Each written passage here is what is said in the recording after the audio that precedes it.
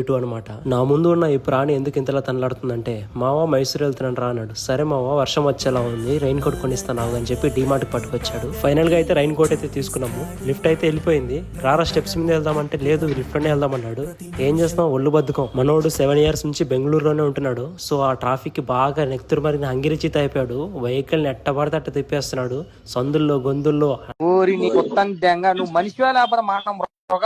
Rain coat తీసుకొని మంచి పని అయింది. దారిలో వర్షం వచ్చింది. సో మైసూర్కి అయితే వెళ్ళలేకపోయాను. దారిలో ఒక హోటల్ దగ్గర స్టే చేసేసి మార్నింగే లేచి టిఫిన్ కూడా చేయకుండా అమ్మవారి దర్శనానికి అయితే బయలుదేరాను. గుడికి వెళ్ళాలంటే 2 routes ఉంటాయి. ఒకటి బైక్ నుంచి వెళ్ళొచ్చు, ఇంకొకటి స్టెప్స్ నుంచి కూడా వెళ్ళొచ్చు.